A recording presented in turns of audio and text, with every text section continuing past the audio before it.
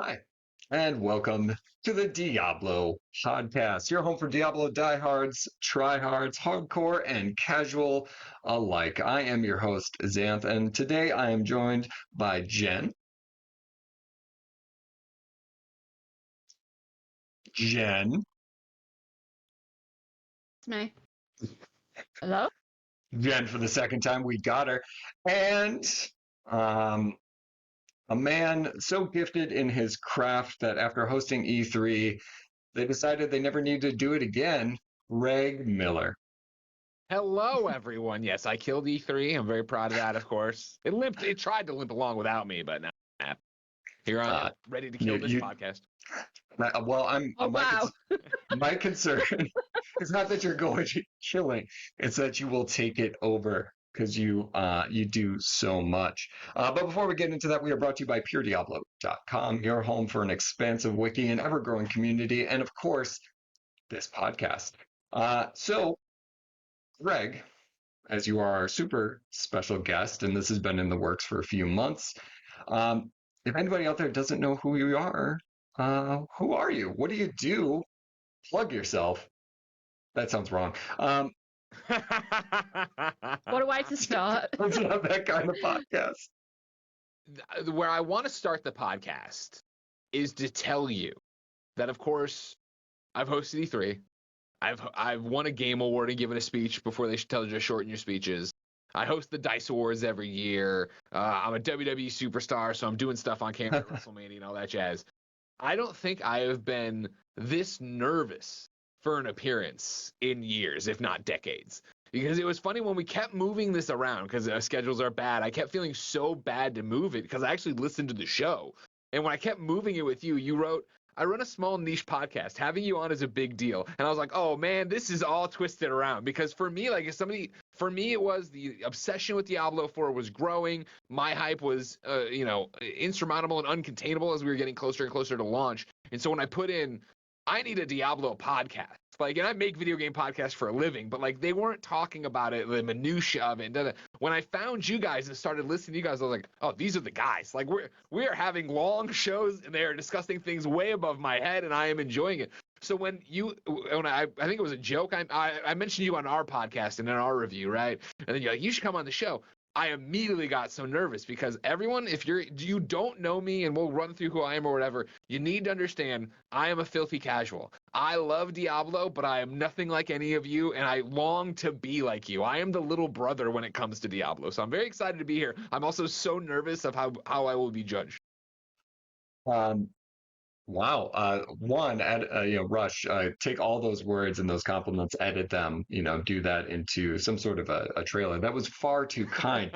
You talk about being nervous, like now we're just going to trade compliments. I was nervous to be chatting with you. Like you do this for a living and you do it really well. And I'm just down here, putting on this funny robe, making some talk about Diablo. So that was very kind, Greg.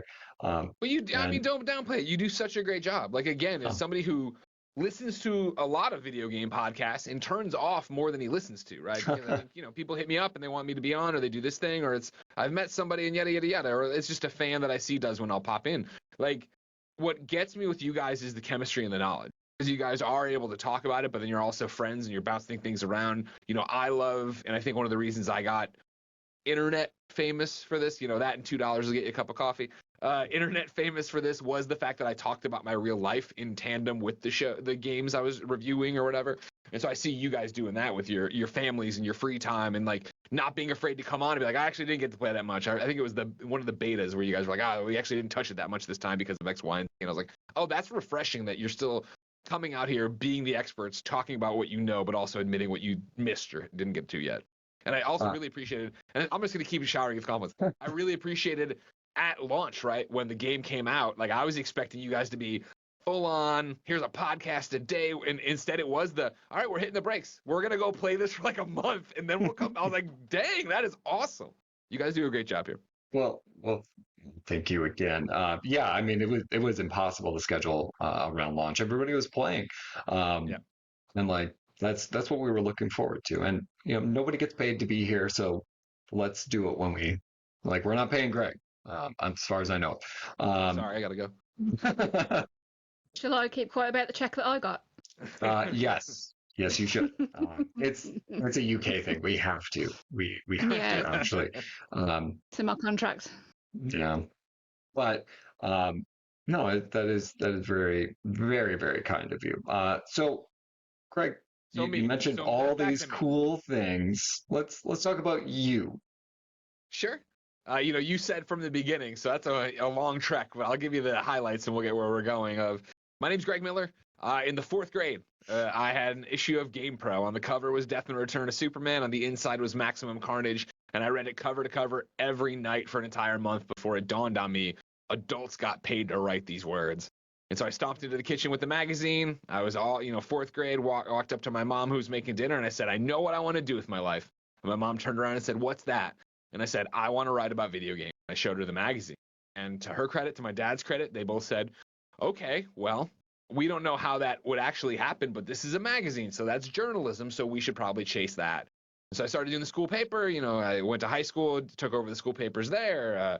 Eventually was pointed in the direction of the University of Missouri, the best journalism school in the country, and went there and got a journalism degree to write for magazines. And, I did a year and a half of the daily local paper.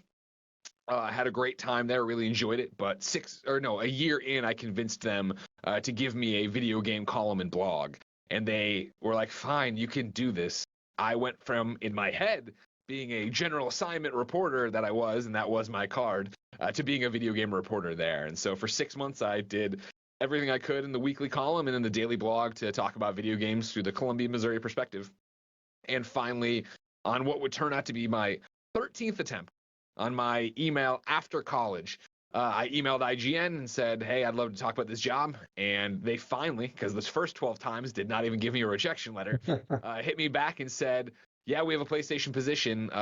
Let's do an interview tomorrow. And so I got contacted, interviewed, and hired within 24 hours. So literally overnight, all my dreams came true. And, a month later, I moved to San Francisco. And I've been here now coming up on 17 years in March. And so I worked at IGN for about 8 years there. I was on the PlayStation team the entire time, but towards the end there, they were foolish enough that they noticed, hey, this guy's really good at podcasting and doing interviews. We should give him a talk show on this new YouTube channel we're starting. And so they gave me a show called Up at Noon in 2012, where I suddenly had my name and face in front of everyone who would come to IGN.com. And it kind of took this, I would say I was like, on the independent circuit, if you will, if you're a wrestling fan, where I had a lot of fans who knew me from the podcasting thing, but podcasting wasn't where it is now.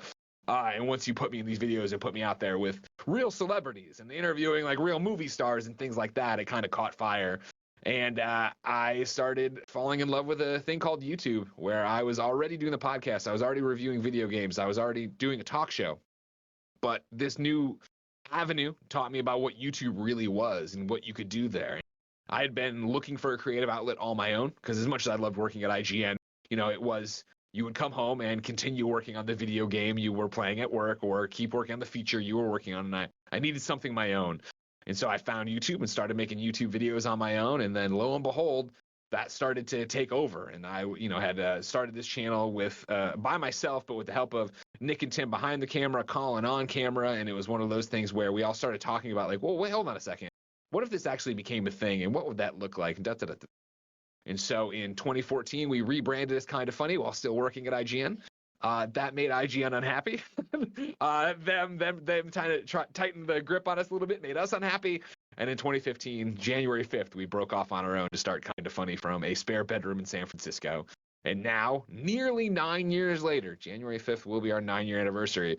We are an 11-person team in a 5,000 square foot state-of-the-art LA quality studio in San Francisco, making the dream a reality every day with daily video game news podcasts, platform podcasts, review shows. Then there's a whole bunch of movie and comic books and that kind of content. And then there's just shooting the shit with your friends podcast. We have a little bit of everything for someone. So hopefully if you don't know who I am, you'll come over to kindoffunny.com and check out one of the YouTube channels or the podcast where you can find them wherever you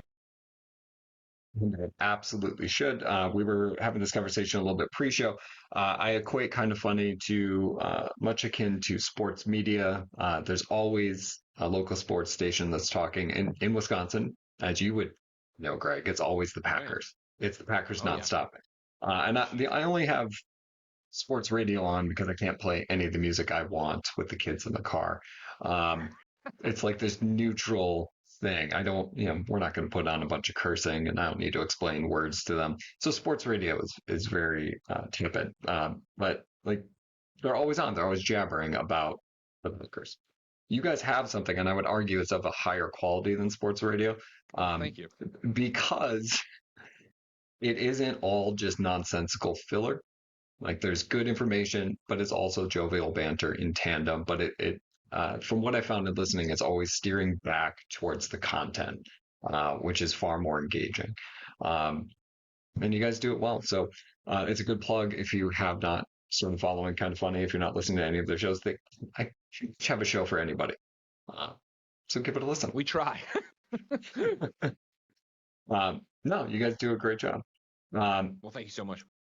And I feel like I've seen your face and heard your voice for a long time. So this is very surreal to be hanging out. I am quite old. We're the same age. You and I are the exact same age. Do you get the people coming up to you being like, I listened to you in junior high, and I'm like, oh God, now you're making this AAA video game? Oh my goodness. Oof. Well, yeah, I don't. But you've got that nice head of hair, so you got that going for you. Yeah, it's slowly going gray. Not even that slowly. I wish it would just Distinguished. go. Yeah, see, I wish it was the silver fox, like it was all there, and then it's also like certain lights make it look way worse. I look good today. Greg Miller. It's a good lighting. Yeah, mine went clear, and it's fine. How long ago did you say goodbye to all your hair? I shaved it all off. It was pre-COVID. Yeah, it was around then. It's like 2019, 2018. I just never wanted to be one of those guys where like you see them, you're like, oh, you should shave it. Yeah, like that, Like you walk past them, like that guy should let it go. Yeah, one of my co-founders, Nick, is always talking about that because he has thin hair and he's doing all the different stuff to keep it around as long as possible. But he's ready that at a moment's notice, when it just goes a little bit, just be done with it. Just be done, and then you get to take ownership of it. I think it's much nicer that way because then you have it. Okay, so we are dovetailing into becoming a Hair Club for Men podcast. We don't. Let's tell us about our sponsor for hymns. If that's how we get our first sponsor is because of this conversation, it would be comical. But also I don't think that company is going to want this guy as the spokesperson to like talk about it. Although they do offer other products. It's too late for me, but it's late for you. That's all right, Greg. You got to. You're onto something there. I'm here. I'm here. I'll pitch for you. I'll get you out there. All right, so this is for both of you guys, because Jen, you were on before too, and I don't think we got a chance to talk about this. Jen, you're constantly talking about Diablo, and Greg, I know you're constantly playing. What's your history with Diablo that keeps you coming back, right? Like, what is it about this franchise that brings you onto this podcast, right? Like, what is it about it that keeps you wanting to talk and engage with it? Good. My first introduction to Diablo was probably quite a bit later than even you guys on the podcast, because my first Diablo game was Diablo 3. And it was a slow burn for me. It's not a game I picked up and loved immediately. It was just something I had a couple of friends over. It had just dropped on Xbox. And they were like, oh, here's a fun game we can all play together. And we sat there, went through the story. There's no split screen either in Diablo 3. You have to wait till everybody gets back to town, all individually go through your gear. And even though that was painful to go through, I still really enjoyed the game. The whole like equipping new weapons and your damage numbers going up. That part of it clicks with me. The extent of my experience with Activision Blizzard before that had just been playing Skylanders with my son. Nice. So it was my first Blizzard game after that. And then I suppose Reaper of Souls came out, and that's when I got really sucked into the whole Diablo universe.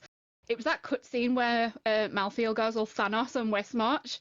I was like, oh wow, this is really dark. I can get into this.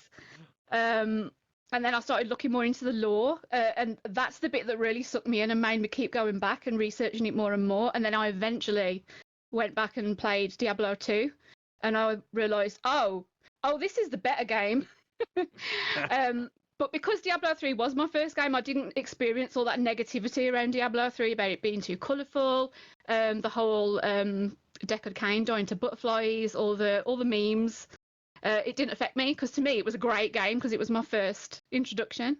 And I still think it's a great game and it's still my favourite in the franchise. I'm not saying it's the best, but it's still my favourite at the moment. There's still time for Ford to take that crown, but...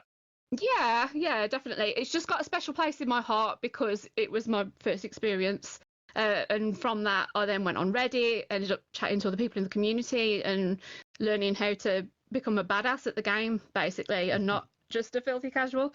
I still am a filthy casual.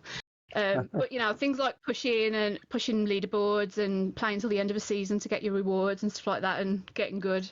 I really enjoyed coming back every single season, starting from the beginning. So yeah, that's how I got into it. So, how about you, Greg? For me, like if we're talking like it's a long. I'm gonna get into the whole timeline and everything else, right? But you're wrong, Jen. Diablo 3 was my first Diablo as well, where it was the fact that I was raised and still am a console gamer. Like that's just how it is for me. And I played some PC stuff, growing up, and but it was always I was very big on IP. Like I was, I remember convincing my parents to let me get a new PC because I wanted to play the Simpsons Virtual Springfield game, right? And then my other game on it was like Men in Black and Tomb Raider and all these things. I guess Tomb Raider might have been a new IP then, but it was this idea that I was trying to experience stuff I already liked out there. And so for all the EGMs and Game Pros I was reading, I don't think I was reading into it enough to take a shot on something that, granted, is Diablo 2, probably, right around the time period for me. But in terms of something that wasn't, oh, this isn't a Spider-Man thing or this isn't some other license. So it kind of works in backwards for me, where I think it's the idea of reading about Diablo and hearing about Diablo and seeing the fan base for Diablo and seeing how incredible that is, right? Throughout my fandom of being a video game person, right? Just being a video game player. And then to start at IGN in 2007 and suddenly have access to everything. Where it was oh, okay, cool. There are people here who can, I bought a PC for Diablo 3 and technically, I guess, SimCity because I knew I was getting ready for that. But it was the idea of, I think I bought Anthony Gallegos' old PC because he bought Charles Onyett from the PC team's new PC. There was one of those things of the hand-me-down, but you're all paying each other for stuff. So it was the idea that I'm at IGN, I know about how great Diablo is, and it's not coming to consoles at this point, right? That's just not something that's happening. So you hear so much about it, and then for it to be that I was such a huge Marvel Ultimate Alliance player, which of course, a little, not exactly the same, but very, in terms of an action RPG and getting in there and grinding characters and leveling them up and stuff. I had come up knowing how much I loved that. So to talk to people oh, well, Diablo's like that, and Diablo 3 is approaching, and, for 2012 on PC, it was one of those okay. And so, I remember I got the giant Diablo Collector's Edition that is behind you, the one that's signed, right? I got that. I didn't get it signed. I had it, but it came with the Diablo USB and all the cool maps and all. And I took the day off work to stay home and play it. And then I was lucky enough to meet air code 34 or whatever it was, right? 37, yep. 37 and be oh God, why did I burned a sick day on this. I burned a day off on this. A paid day. But, it was there and it was jumping in and it was playing it, mouse and keyboard on my coffee table, playing it on my TV and just sitting there on the floor and just going through and getting loot, right? I think, as a bigger question of why Diablo speaks to me and why I love it, I love the idea of having a game to come back to and have kind of be that never-ending gobstopper. It's funny because, of course, again, messing with the timeline and stuff, but a callback to Diablo 2, right? I remember when David Brevik, who of course was one of the creators of Diablo 2, but the face of it, launched Marvel Heroes, and he came in and did Up at Noon and explained it to us. And it was another one where I was I bought the Founders Omega collection, right? Because I was I want to be all about this game. And when that eventually came to console, right? Just like Diablo 3 and Reaper and Souls and all that, when it came to console, Marvel Heroes became the I'm never deleting this from my hard drive. Like it would be that rainy day of like, I want to play something, but I'm gonna go play Marvel Heroes. I'm just gonna go grind Daredevil. I'm gonna go put on a symbiote suit and do whatever. I'm just gonna blah blah blah through that. And Diablo fits that bill as well, right? And so, Diablo 3 played a ton of it on PC, but I kept it very single playery. Like I wasn't playing with other people from IGN. They were all like chasing, the leaderboards like you're talking about, trying to do the ultimate things, whereas I was still just like chipping away. Because one of the things that's like, the smallest violin in the world, the woe is me of my job, right, is the fact that for what I do of talking about games, but also reviewing games and every week trying to talk about something different, it means that like my time with games is so limited. Where it is that thing of like, I love, it's lucked out for me of that. I love the PlayStation narrative adventures. Let's give you a story in 15 to 20 hours and then you're done. You roll credits. And I know that, people just so up in arms that Spider-Man 2 could be platinumed in one weekend. And I'm like, yes, perfect. I can go. I appreciate games like that as well. I can get it all and I can move on to the next thing because, this year, 2023 has been game of the year after game of the year. Every week has had something you have to play. And so like, for me to be a pundit, a commentator, an entertainer in this space who wants to talk about these different things, it usually means that I can't hang on to a game long. And so even with Diablo 3, it was one of those things I played a lot of and then bounced off to go review whatever I needed to at IGN. Because again, at that point, I'm on the PlayStation team. So me playing Diablo in my off hours isn't helping the job that I need to do. And so, eventually when it comes to console, I'm right back to it. I'm playing a ton of it there. I remember playing, co-op at that point with my girlfriend, ex-girlfriend. We broke up over.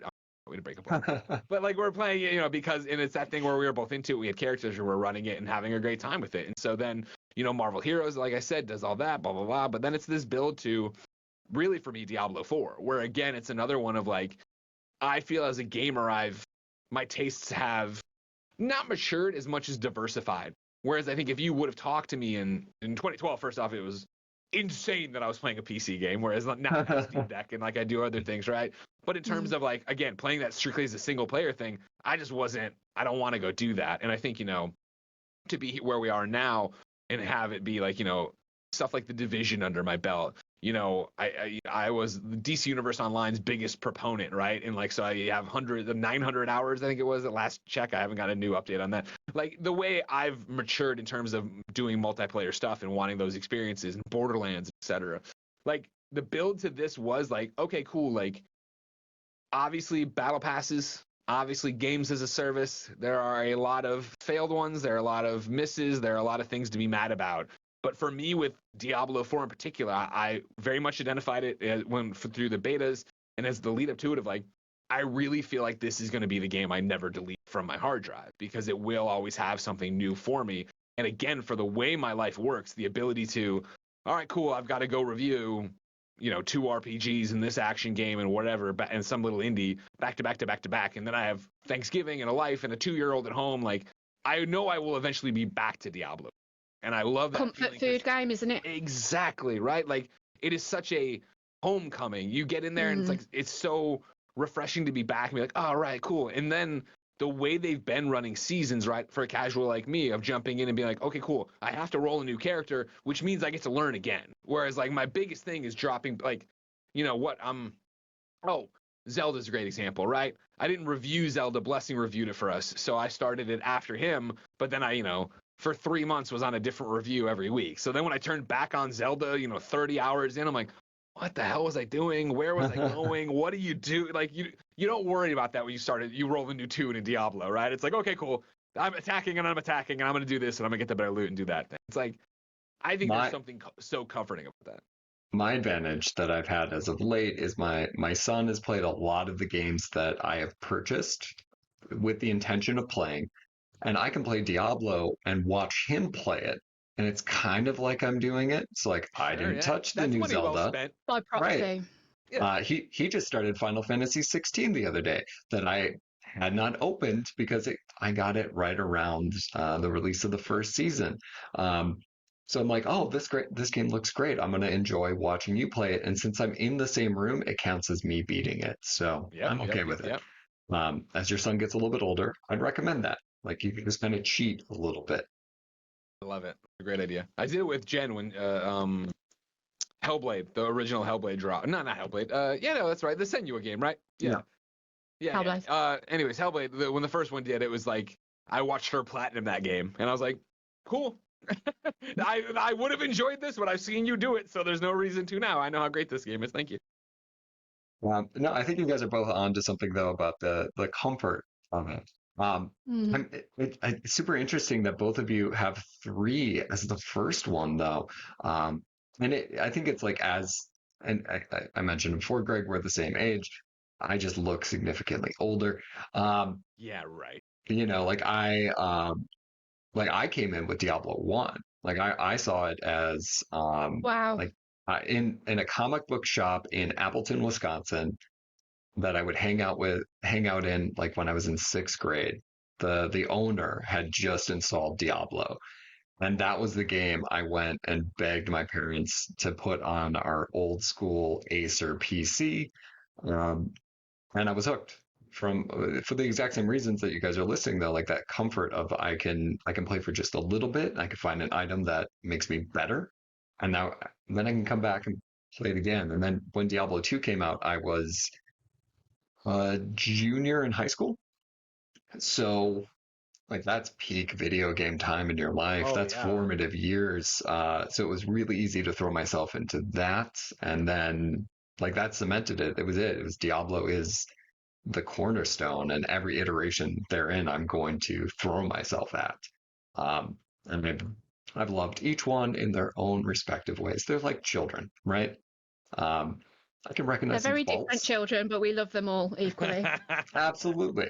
And I think we do live in a great time to be a Diablo fan because, Diablo 3 is still getting worked on. We have new seasons Yes. that come out that you can dive into to just get a little bit of the taste. Diablo 2, still getting some work here and there, some new ladder resets with Diablo 2 Resurrected. And then, of course, Diablo 4, which is really in a nice spot. And I think that's a nice transition to Diablo 4. We got this great build up. So how have you been enjoying Diablo 4 so far? Jen, what did you come out during the season of Malignant? Was that when last time we talked? Yes. I think I spoke to you before that season started. Okay. We were talking about our hopes and dreams for it, And which was very foreshadowing. we were off. We were off by a Yeah. bit.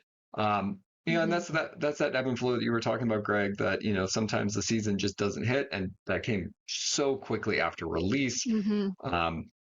And it was that was a mistake, right? We all agree right. with that? Yeah. It shouldn't have happened. Having to redo everything essentially in such a short time period. I get why they wanted to get it out, but at the same time, it wasn't as fun as it could be. And then they go and they just totally redeem themselves with season 2, and here we are, all excited for season 3. So, how has your seasonal experience been, you guys? No, let's just talk about season 2. Let's just not talk about season 1. We don't need to do that. We don't need to go over that again. No, we had that podcast, and then we had another sad podcast. No, these are happy podcasts. So how has the season of Blood been for the two of you? So, Season of Blood for me, it completely redeemed the game again. It's just been a roller coaster of emotions. Not that I completely give up on it after season 1. I know how these things work. They get corrected. They do listen to the community very well, I will say, and implement changes. So I was confident that they would come back with a banger at some point. I didn't realise season 2 would be as fun as it has been. I did think that the vampire theme was a bit lame when it was first announced. I'm sorry. Oh, I was so excited. I was like, Halloween time. It just seemed a bit cheesy. I don't know. Yeah. And I've just thought, I don't know how this fits in the Diablo universe, but somehow it does. It works. Even from the very start of the season, when they start with their little side quest and explain how it all relates to the ancients, I'm like, okay, you've got me. I'm in. I believe you. I believe this.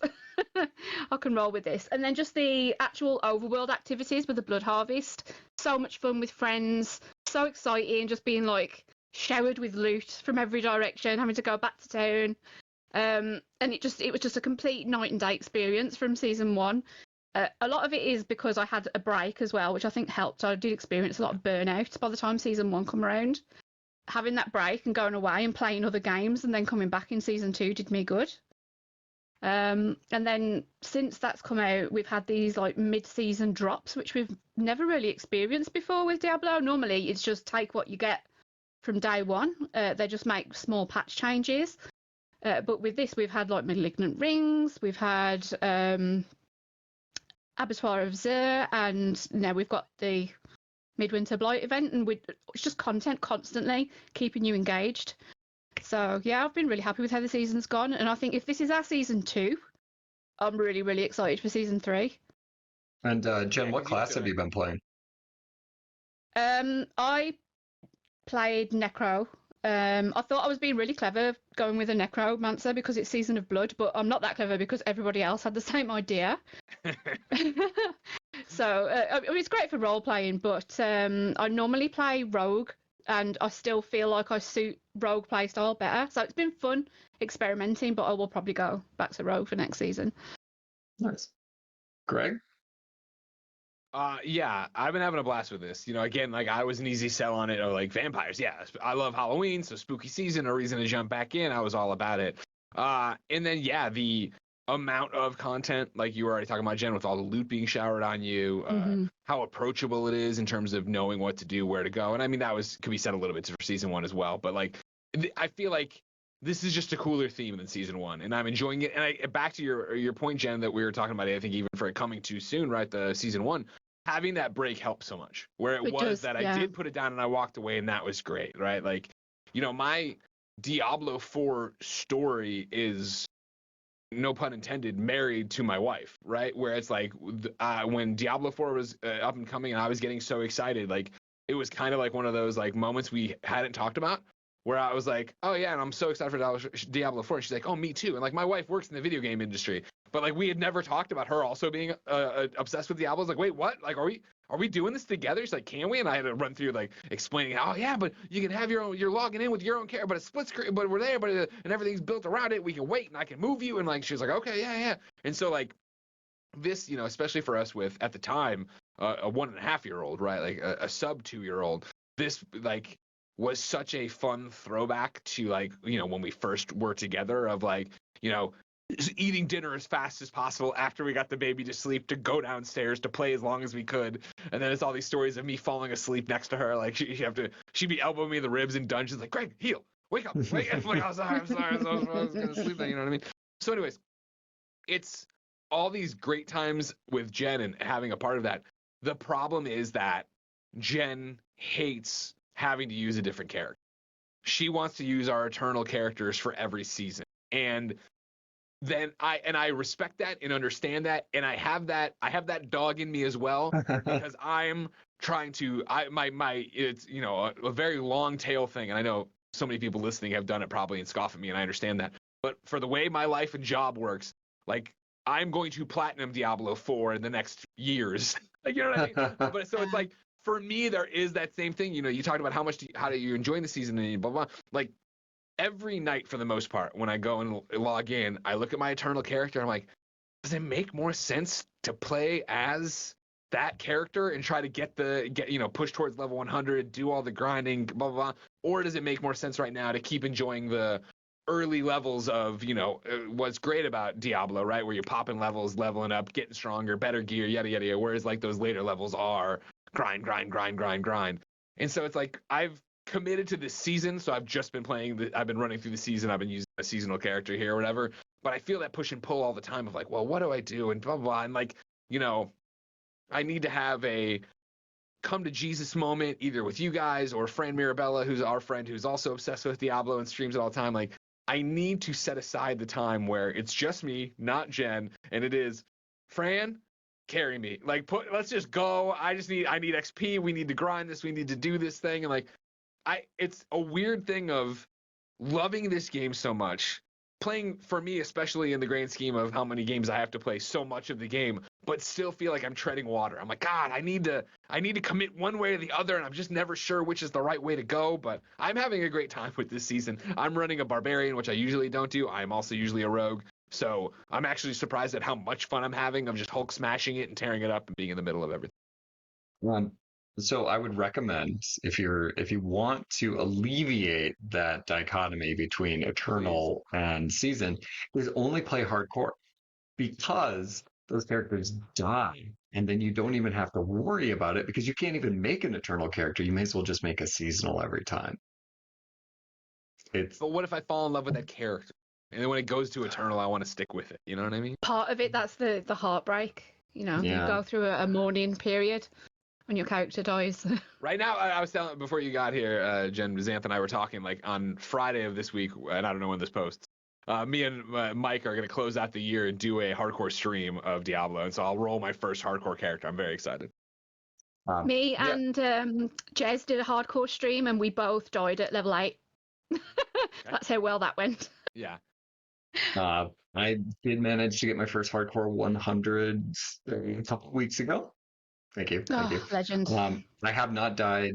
I have died once. So I do play Diablo while I run on the treadmill, and got a new What treadmill. effects?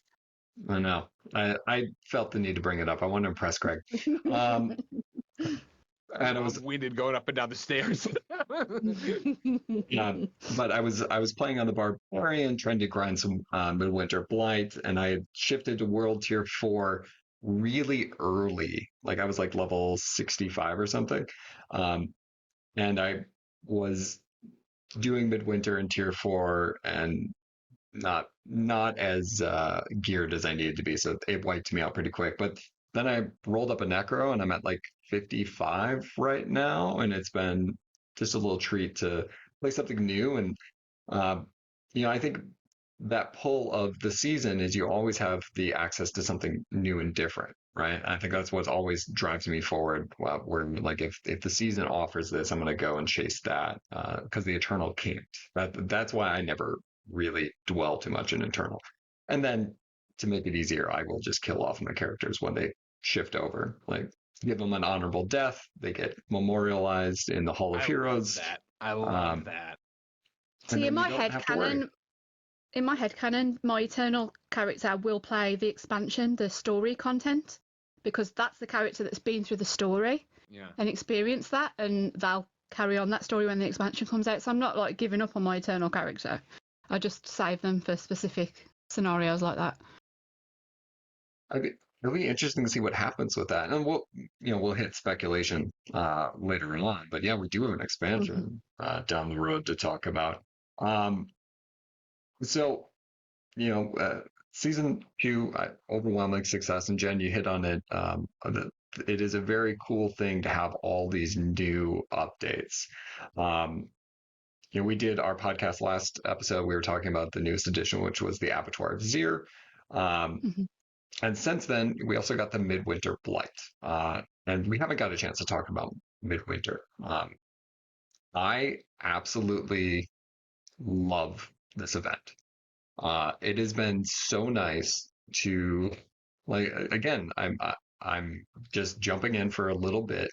I can go to the Fractured Peaks, level up my new character, and then turn all that stuff into cool new equipment for free, right? I can get myself a nice little cosmetic. It doesn't have to be anything super fancy. I don't really care, but for those people who have that push and pull with, the purchasing of cosmetics in a digital space, this is, one of those points of friction, right? Well, here's an opportunity. Listen. We're getting into cosmetics. All right. These prices are outrageous. The prices are too dang high. How many times are did I say this? Hey, they finally put a rogue outfit in there I liked, and I'm like, oh God, $25? No, I'm good. Thank you very much. Thank you very much. I will say, after quibbling what does and doesn't fit in the Diablo universe, I did buy the horse that has little twinkly stars coming out of its hooves as it runs across the map. So really, I'm talking out my arse. I spent money on that. You are part of the problem. Thanks a lot, Jen. I am. Those prices I'm ruining gaming for everybody. They're never going to go down. Whales out here ruining everything for everybody. I wholeheartedly agree. I think it would be different if they were class agnostic sets where like, hey, I buy this and it applies to everything. Sure. But since it's just for a single class, and every season is a little different. We're like, hey, maybe I want to try this, but like, all right, well, I already spent $30 on that barbarian set, so I guess I should play a barbarian. Yeah, I have a hard time with it. But this is an example of, hey, I can get some cool skins for weapons, back attachment, mount, trophy, and then we all, as we mentioned a little bit pre-show, we got free horse armor, which normally people are pretty content to charge for. So it's been exciting. Have you been grinding out any Midwinter Blight, guys? Played as much of it as I should yet. I'm actually saving it mostly for the Christmas break. I broke up officially from work today, so I can finally grind that out. But I have jumped in and out of it. That's been the beauty of it. I've just been so busy, and it's been great to just be able to sit, grab my Steam Deck, and run around the Fractured Peaks, killing things just for crafting materials to swap for cosmetics, and not think too much about it, and then come off.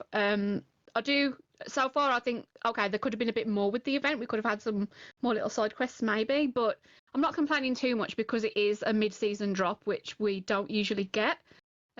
All we've had to look forward to, like, as far as holiday season go, is the Darkening of Tristram every January, which is the same exact run. So if we get something different every December, I'm all for that. They don't have to think too hard about it.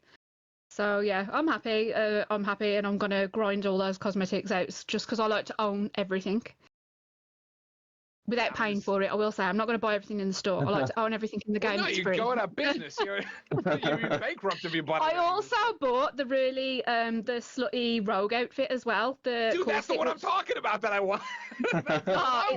It does look fantastic on a male you're rogue. pushing me to do it, Jen. Don't do it.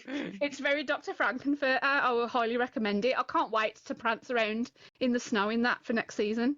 See, and that's my thing where it's like, my eternal character is my wife, which is very confusing when we play because I'm playing as a character named my wife's name. My character is playing, her eternal character is Taylor Swift, and my entire career of making things online, I usually make my character Taylor Swift. So the times my bard in Baldur's Gate 3 is Taylor Swift right now.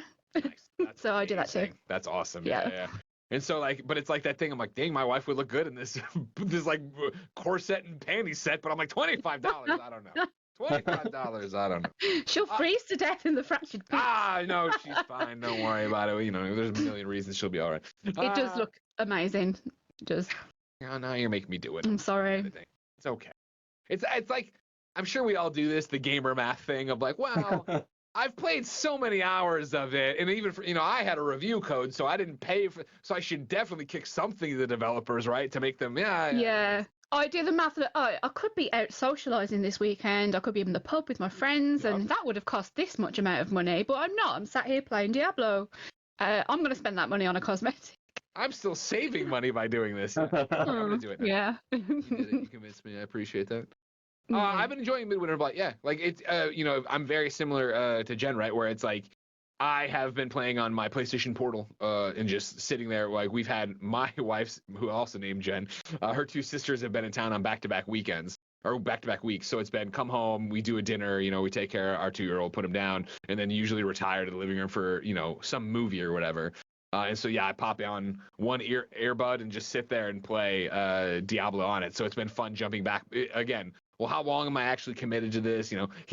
My son's been up and down, so I don't think I have that much time tonight to run like this, that, and the other. So let's just go grind some cosmetics. Let's just go get some blood vials and stuff like that. I've been having a good time with both of them, jumping back and forth. And again, especially coming back after, however many, maybe a month, maybe 2 months off or whatever, to jump back in and have the map populated with things to do that weren't there before, right? And have the little things popping up of like counting down and this is happening. Like there's an excitement to that of like, oh, cool, there's something happening. Like I said, we close out of here on Friday, and so next week will be all Diablo as well. That is awesome. And you'll have one of the best dressed rogues imaginable at that point. I would suspect. Right now, everybody. All right, you got me. I've been remote playing from home in case I had any questions about my characters. I'll just go do it right now. Let's do it. The store front just changed, so I don't know if it'll be there today. Oh no. That's how they get you. They're like, there it is. Have you got it? Beauty and Sin equipment. Beauty and Sin. It's even got a great name. What's that? Yeah. Oh. Sorry. It's an Instagram comment. Like, of course, the one time I show my phone, I'm going to get a text be like something horrible's happened. Lilith did tell us that we should embrace our sin. No, there you go. And I See, think, look at, yeah. that's my wife. Look how good she looks in this outfit. You kidding me? This is probably a good time to mention we are a Diablo partner. So, Diablo, look at what we just did. We did make Greg Miller purchase a rogue set. I don't need to put in a code or anything for you, right? Like, there's no... No, don't worry. No referral code? Okay. No, but I mean, if Greg's willing to do it, we got to ask listeners, are you willing to do it? Get out there. I will say, so I do appreciate, well, I disagree with the pricing of the cosmetics. You don't have to have anything. Like my Necro right now looks totally awesome using just the stuff that I can find. And I can get some of the math there of wanting this team to keep making this game, right? Of course. This is what they've said. Like there is a battle pass, and then also the cosmetics. That if that's how they fund it to keep putting out good content, like we got with season 2 and with the upcoming season 3, I guess, while I'd like to see the prices go a little bit lower, I'm sure at some point I will find myself buying something. It was pretty close with the Druid set the other day where it had the moose horns and the ice coming down. I was like, yeah, this one looks really cool, but I held off. Maybe they'll catch me later. I'm not going to buy actually something. really impressed with how they've done the shop. I don't agree. There's a lot of clickbait articles about how like Blizzard are ruining games with the shop and that it sort of forces you into buying cosmetics, which isn't the case at all. There's no pop-ups that tell you, X, Y, and Z just bought this cosmetic, and you can't see them that much in game really. Someone doesn't run past you and you think, oh god, I've got to have that. 100%. You have to actually physically tab over to the shop to see it and open it up. I think that, they don't really put it in your face while you're playing the game, which I appreciate. It is completely and utterly optional. And why should they make money? Exactly. And I think, again, like I was so ready to, when the game launched, jump in there and like I'd go to the shop, every update. And, the shop was trash at launch, to be fair. There was nothing up until now, I found nothing that I actually thought looked great. You know what I mean? Yeah. So like, again, this many months in to finally make a purchase. And then also I never have I sat there with my character and been like, my character looks horrible. This is like I have so much stuff in the wardrobe, right? When I go there and I want to just play dress up and I go through and I pick different things. Like I have never felt that they are forcing my hand. If you want to look cool, you got to go here. I'm getting a ton of stuff. Right. It is very optional, and it'd be interesting to see what they do. Like my biggest push, and I'm a huge Path of Exile fan as well, is I want to see skills be modifiable. Give me a way to make my fireball green as a cosmetic. Give me a way to make my, necromancer skeletons have a red aura, or they turn into zombies instead of skeletons or something. Sure. It's a bit controversial, but I think they should bring back wings. I love wings. I loved collecting all of the wings in Diablo 3. Where are my wings? I feel like that might be too synonymous with Diablo 3 that they may not want to do it. I think like that's just. Oh no, it would make people angry. That's why I want them to do it. They gotta know. I mean, it won't be soon, but they gotta bring that back. At some point, I would imagine, but I think they're kind of keeping it a little bit more grounded, at least for the time being. Sure, fair enough. Yeah, and that's fine. So the general consensus, this new season is pretty solid. I will state, I did not expect to be. And this is for Leviathan, we're about a month away from the new season to be playing as much Diablo 4 as I am right now. So Path of Exile just released a new league last week. And I thought it would be a good time to dovetail and play that. I got a couple days into the new league, and I've played more Diablo 4 since that league launched than I have Path of Exile, because I've had more of a pull, which again was really surprising to me with a month to go, that I would still have things I want to do. Like I have not touched Abattoir of Zir yet. I have that 100 that's sitting there, but I know he will die if he goes in. So he's not Yeah. quite prepped. And this isn't your time yet. it's not a great story if my Avatar of Zir story is, well, I loaded in and died right away, so I don't like I the got mechanic. one hit, that was it, over. Right. So I he's not spent quite more prepped. time in season 1 of Diablo, in season 2 of Diablo, than I did the entire of Starfield's campaign, which shocked me when I looked at the hours. I thought, oh wow, I really have put a lot of hours into this because Starfield is long. Right. But yeah, I wouldn't have said that would have happened with a season in Diablo 4. I mean, 3 we used to finish them in what, a week? Yeah. Yeah, You were but kind of 4 done. they just keep bringing us back. Yeah. Even without the like, Avatar is a nice push, but I've completed a druid, I killed a bard, and I've got the necro. And I still haven't touched a sorcerer or a rogue yet this season either. So like, there's still a bunch of checkboxes that I'm failing at over the course of a season, despite the fact that I feel like I play a lot. Um, Not enough though. Not enough. Um, Is there ever enough? Is there ever enough? Right? Every time it doesn't matter if I play for 15 minutes or 5 hours. Every time I put it down, I'm like, I wish I accomplished more. I wish I'd done this. I wish I got that. well, it's one of the beauties I think of the series is there's always another chase. Like, Sure. right now with the necro, I'm chasing one particular aspect so I can put together an Infinimus necro, and I just don't have it, so I'm chasing that. But in tandem, like, then I'm trying to make the build that I currently have work a little bit better, so that like I'm chasing and chasing and chasing, and I'm going to find that piece. It's going to be today, or it's going to be tomorrow. I'm going to make it work, and then I'm going to be like, okay, I can change the build, but now I need to find all these other pieces to make it really shine. And they just keep pushing, and it's just exciting when things start to come together. So we're dovetailing, and that's okay because this is genuinely a treat. This is so It's fun very talking to you exciting. guys. Yeah. This is my dream. So Because every time I talk about Diablo on the Games Cast, everybody else is like, well, we don't play, so okay, I'm glad you're enjoying yourself, Greg. I'm like, thank you. well, and that's something to kind of come back to, and I think that's a good transition, Greg. Um, you have stuck with Diablo, right? And I've heard you Yeah. bring it up on your show many times, and obviously nobody else is coming back to it. But I think that it's always nice to hear, and especially in a year like 2023, which has been crowded, right? Um, and you would probably know better than I, but it feels like one of the best years for video games, right? I think hands down, in terms Absolutely. of the quality Yeah. of the game, right? The counter argument, or maybe not even counter, the caveat everybody puts on it, which I agree, is that it's been just such a bad year for layoffs in the industry and people Correct. losing their jobs and stuff like that. But in terms of the quality of the games, yeah. Right. No, and I think that is a good caveat to attach to it, because it is awful for the people who working in who, when we can recognize the amazing things that are happening, that they are getting laid off or being, shuttered, despite the fact that they were able to reap in massive profits. And that's totally unfortunate.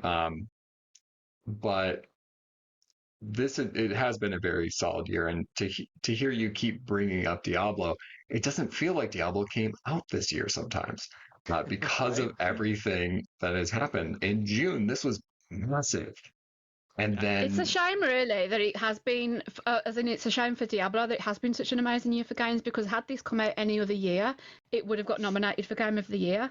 The fact that it didn't this year speaks volumes, in that it was just so stacked. It got left out, and I wasn't surprised, because there was just so many good games to choose from that it got overshadowed. Yeah, 100%. I think you saw the writing on the wall, sadly, sadly Yeah. from Diablo's perspective. But it's Amazing fair. from our It's fair. perspective. It's absolutely fair. Yeah, Oh, yeah. exactly. but Then you look ahead, next year, I wonder, are we looking at Diablo as in Game Awards, right? Just for one award show to pick. What have they done? Is it best ongoing? You know what I mean? I think you saw Cyberpunk obviously turn a lot of heads this year with the Phantom Liberty DLC, right? Or Expand Alone. So when we talk about the next expansion for Diablo, right? Is that going to get nominated for stuff? And it's just something earlier, I thought that was a salient point you were making, Jen, right? You're talking about the fact that you didn't expect season 2 to be so good, right?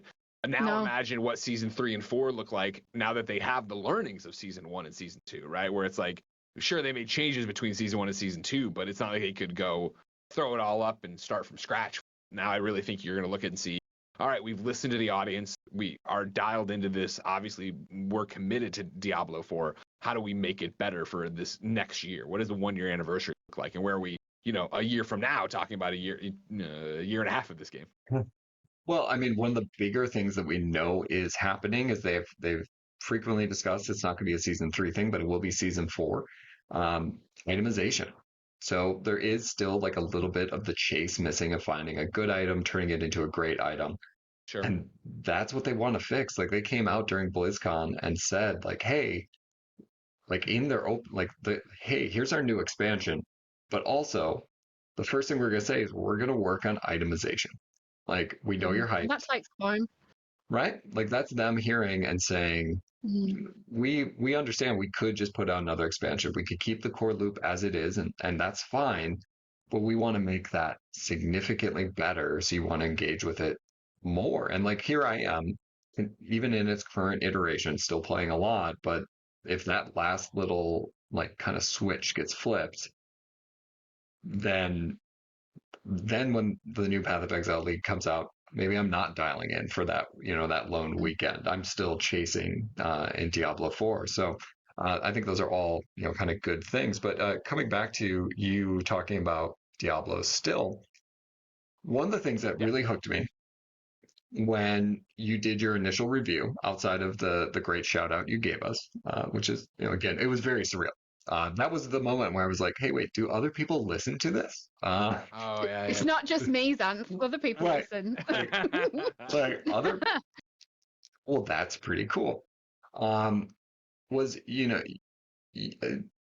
had the true perspective of, I think, of somebody who plays Diablo of saying like, hey, this is what I think of the game now. But I can't really give it an honest score because I haven't had enough time with it. This is a game that needs to breathe, needs to get a season or two under its belt. So here we are in season 2, going on season 3. Where does it rate for you now? Sure. Well, great question. Yeah, because on the show I said 4 at the moment, right? When I put an asterisk next to it. And so on the Kind of Funny scale, we do 5, a 5-point scale, right? 3 is okay, 4 is great, and 5 is amazing. I would say I'm still right there at 4, and a very positive 4, obviously. Right. I think it's what that means to me is that it's that, we talked earlier, Jen, you mentioned like Genshin Impact for your kid is what they're playing. And like, you jump around, like there's all these games that are like the one more round, the one more dungeon, the one more checkbox, it has your hook, it's hooks in you, right? That is, for me, Diablo 4 through and through, where it is that idea of like, I am always down to play. What are we up to today? Let's go in there and run around the map and da-da-da-da. For me, it doesn't get to that 5 out of 5 point because, like, earlier you were asking about it and we skated around, like, favorite Diablos and stuff like that or whatever.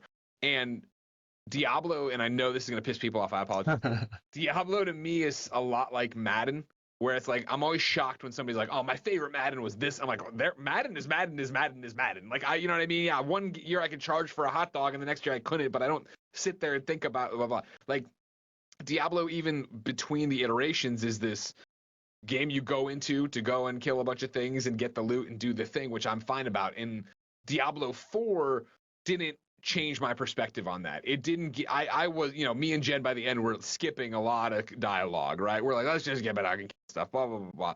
And I think it missed a bit of the balance in a story of like just, Gary Whitta, one of my co-hosts on, Kind of Funny Xcast here, he was always joking around how it's just like, he loves Diablo 2. Every conversation is so dire that this demon came up and stole a child, and then over here though these ghosts did, and everybody's just like, oh, my life is horrible, it's horrible. And it's like, for me, that all becomes so one note of what the Diablo 4 story is, that it's just like, cool, I love to be in this world and click and kill things, and that's what I'm doing with it, and I love that. And like, for me, it is a gameplay thing where it's like, that's what's driving me. Whereas I think for a 5, it would need to be that I was super invested in the characters and where we're going and what we're doing and why we're doing it, rather than just like, all right, let's just go get them. That's fair. Get off my show. Did you like look, it was like a knife to my heart. I said saw. He didn't care about the story. I was like, what? And I'm not that guy. Like, you know what I mean? Like, I am the story guy in not our industry. That's way too much, I guess. But like, in terms of money in the podcast, like, I am the oh man, I love this narrative and that and blah blah blah, and like that's what draws me to games. So for Diablo, for it just not to have clicked for me, right? And there was like obviously moments, of course, like where there was cool stuff. We got to go. I wasn't gonna say spoilers, but like we're going after the mom's dead, but she comes back, but then she and I'm like, oh, this is cool, this is dope, I'm enjoying this. But overall, I'm just like, let's just go kill. I think that's fair. I mean, I do understand. Like I haven't replayed the campaign since June, July. Because I think much akin to you, Greg, like it is the loot, right? I want to get in, I want to play that character. I did enjoy the story. I thought it was better than Diablo 3's, which is what I wanted. But yeah, Not there's hard. right. Um, so it was nice to have a little bit more focus, and we'll see where they end up taking it in the newest expansion, um, sometime in 2024. And there's a segue again. So as we're looking at Diablo, right, and we're looking ahead, we have season 3 on January 23rd. We have well, we could then assume we'll have season 4 on April 23rd. Mhm. And ideally an expansion somewhere between July 23rd and October. Um, maybe that's just me guessing at dates. Like I just know I'm like, I guess it works. Um, what do you want to see? Like, what is the thing that you want in your Diablo that's not there yet, or that you just want more of? An armory. For the love of God, I want an armory. Because at the moment, where I'm at, I still haven't actually fought Uber Lilith because I have to completely change my build just for that one fight. And I refuse to do it unless they give us an armory and I can switch straight back again afterwards if it doesn't work. Just having to respec everything and get new equipment and new aspects and then go back again and do it all step by step is just it's too much of a grind for me. I would like that, and I'd like to be able to experiment between builds more. At the moment, I just can't be bothered because I can't save each individual one. And we could in Diablo 3, so it can't be that hard for them to implement. So I just want them to encourage experimentation more in the future. That's my main wish. Yeah, I mean, first off, you nailed that, Jen, right? We were talking about this yesterday, not in the Diablo way, but in just the more general thing of like, I hate when you get to any game where it's like, this is the meta, this is the build, you have to go do it this way. If you don't, because that for me, that always sucks the fun out of it for me, where it's like, for Diablo, yes, there's the narrative, but for me, the story of my character is picking the skills and picking the way I'm spending these points and what I'm doing. I know that might not be the smartest thing, and I could go watch a YouTube video on how to. And I don't want to do that though. I want to be in this world and like, oh, that sounds cool. Let's do that. Oh, I really like that. Let's reinvest here. And so when stuff changes off like this, I was like, oh man, that's not what I want to do. For the expansion though, like I know, don't get me wrong, like I said, I'm running my Eternal as a rogue. I'm sure this hardcore character I'll make on Friday is going to be a rogue, blah, blah, blah. Bring back a Demon Hunter class. I was Demon Hunter through and through in Diablo 3. That's who I loved being. Come on, Jen. Come on, Jen. Come on. Like, let's do it. Let's get machine back in gun there. crossbows. Yes. Yes. Please, please give us that class. That's what I'd love out of that expansion. Let alone probably, something crazy in the environment, a varied environment or something we're doing that we haven't seen before. That's always fun. Color palettes. What about you, Zane? For me, it's just that itemization piece, and knowing that will be kind of locked in. I already have my favorite class, guys. They made a druid. They put it in. I feel no desire to stray from that. Actually, I would say I want druid companions to be viable. I want to be able to, like, if I have the option to have them, to run a druid that is like a necromancer. Not it doesn't have to be as effective, but like, hey, my little wolves, my ravens will do something, and this is a choice. Like this all works. It's its own wheel on the tree, but you can't really make an actual summoner druid. So I'd like to see that, but Other than that, obviously we will get a new class. I think everybody has their own hopes for what it will be. They did, though, allude that it's going to be something brand new, something not to appear yet in the Diablo universe. So that That's might put a exciting. kibosh on your Demon Hunter. Doesn't mean it couldn't return down the road.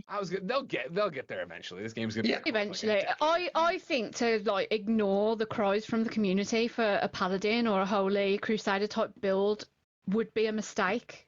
Because I think at the moment, as the lineup stands, it's the one that really stands out as a clearer mission. And we do need that sword and shield type character. So hopefully they do add that eventually, whether it's before or after the expansion. Because why not add something that people want? Why not?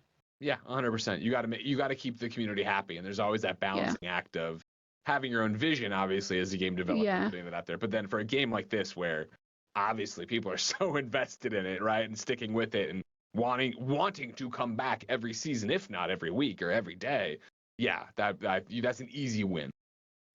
Yeah. No, it'll be interesting, I think, but it's exciting. I think it's been such a shift. You know, we come back to like season one and feeling so like, is this it? Is this what is a season? We get a couple of rings and there's this new boss we maybe sometimes see. Like, oh man. And then season two, like, all right, hey, you want to be able to get uniques? Here's a way to farm them, and here's a way to target the things that you want. And here are the materials that you're used to grinding things in a Diablo game. Go get them, and now you can farm the bosses. And then you can still have your Uber Lilith. And oh, guess what? Midway through the season, let's give you stuff that's ridiculously hard, which has been mastered. We did get people who have done tier 25 of the Abattoir of Zir now, which is absolutely insane. Um, they're all barbarians, so that's a different conversation for a different podcast. Just talking trash. You can feel the trash talk coming out. He's not saying it, but you can feel it. It's, you know, if if they're going to give you the ability to do ridiculous amounts of damage, you should pursue it. And playing a barbarian is pretty fucking fun. I'm not, yeah, like it's when you smash and the whole screen goes. But I get it, I get it. But you know that was just something that they added on. That's a 6 week one off. That who knows what they end up doing with it. And then hey, here's a winter event. Um, so season three is seeming like if they can do even half of what they've done, I don't expect like I don't know is there a holiday somewhere in there? Valentine's Day? That doesn't feel Groundhog like Day. yeah, like it doesn't feel like it lines up with I'd love to Sanctuary. see their twist on that. If they've made this is essentially a Christmas event that they've made pretty Right. macabre. I'd love to see their take on Valentine's Day. Yeah. Um maybe like it would be close. Evil Cupid traveling around Sanctuary, ripping out people's hearts. I could write it Okay. for them. I can see it. But you know, again, it's a small little thing. If we get some cool little cosmetics, I will happily grind those out. Um, and be yeah, it's been a nice shift. Um, so we've been talking a while, and I don't want to take up too much of either one of your time, but this has been a real treat. Hopefully, I've not scared you off, Greg, and you will. Would you like to come back at some point, Oh, talk I'd more love to Diablo? come back. This has been great. Yeah, I didn't even realize how much time had passed until you said that. It's flown by. This has been great. Awesome. So any last thoughts as we kind of close out? You know, we've got a month left. I think that's a good way to end it. You got a month left of this season. What is it you want to do before it ends? Oh, I'm just interested in getting all the cosmetics really, and then I'm probably going to take a breather and move on to other games while I've got time off. Once I've got that done, just so I can come back fresh in January with whatever the new season brings. I feel like I've definitely had my fill this season. We've had a lot of content, so yeah, I'm cool with just collecting what I need to and leaving. Nothing wrong with that. That sounds terrible. With this remaining time and mainly next week being off for kind of funny, I just want to binge. You know what I mean? Like I feel like I've already played everything I need to play for Game of the Year. I'm to the, I don't need to worry. There's not another review code. I'm getting emails about the review codes I need to worry about in January. They're not here early. Let's just go in there and just play this, and be like, this is just what it is, and go through and get all the stuff and wrap my head around where I'm going. Start making my trophy guide for how I'm gonna go get the rest of these. And I'd love to play with you, Xanth. I'd love to do that at some point. Is actually play with you. Yeah. You'll have to play hardcore. That's I true. will. I'm gonna have one on Friday, and maybe that'll turn me. Maybe that's gonna, remove the veil from my eyes, and I'll be like, this is the truth. This is the way I need to play. Yeah.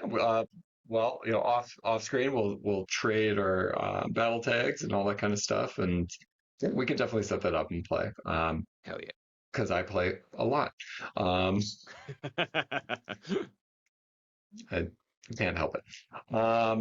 Okay. Well, this has been a delight, and this will be the last show of the year. So thank you guys for joining us. And let's close it out as we always do with a moo, moo, moo. Moo moo. Moo moo. Yay!